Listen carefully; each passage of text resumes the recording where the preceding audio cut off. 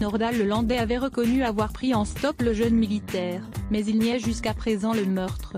Nordal Lelandais est comme un boxeur, quand il est dans les cordes, ses défenses cèdent. Ce jeudi, celui qui a mis 6 mois à avouer le meurtre de la petite Maëlys a reconnu son rôle dans la mort du caporal Arthur Noyer, ce jeune militaire de 24 ans disparu le 12 avril 2017 à la sortie d'une boîte de nuit de Chambéry, Savoie. C'est le deuxième meurtre qu'il avoue. Nordal Lelandais a été extrait jeudi matin de l'unité hospitalière spécialement aménagée, Loyetcheza, de l'hôpital du Vinatier près de Lyon, Rhône, où il est détenu depuis plus d'un mois et ses aveux dans l'affaire Maëlys, entendu par les juges en charge du dossier de la disparition du caporal Arthur Noyer. Lelandais a été emmené dans l'après-midi sur une route dans le secteur du col de la Marauxe en Savoie, précisément là où les ossements du jeune militaire avaient été retrouvés début septembre. D'après nos informations, Nordal Lelandais a reconnu son implication sans livrer plus de détails sur les circonstances des faits. Vidéosurveillance le 5 février dernier, lors d'une précédente audition,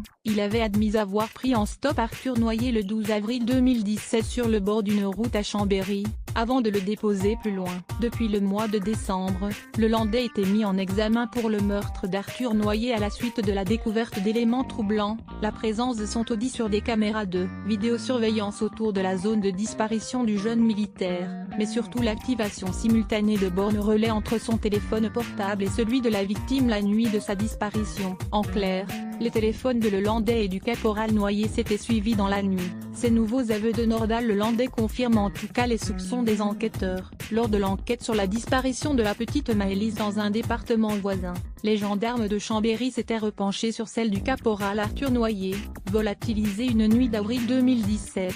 C'est en revisionnant des images de vidéosurveillance qu'ils ont repéré l'audi du suspect, déjà remarqué dans l'affaire Maëlys. La découverte du crâne de la victime par un promeneur le 7 septembre 2017, puis d'autres ossements dans le même secteur quelques semaines plus tard ont achevé de convaincre les enquêteurs de l'implication de Nordal Lelandais dans ce meurtre. Suspecté d'être impliqué dans d'autres disparitions comme pour la disparition et le meurtre de la petite Maëlys, Nordal a d'abord nié toute implication, mais, en craquant face aux preuves le 14 février dernier, il a sans doute ouvert une brèche dans laquelle les juges d'instruction ont souhaité s'engouffrer. S'il a reconnu son implication jeudi, il n'aurait pas donné d'autres détails, exactement comme il l'a fait dans le dossier Maëlys où il a refusé d'expliquer les circonstances de la mort de la fillette.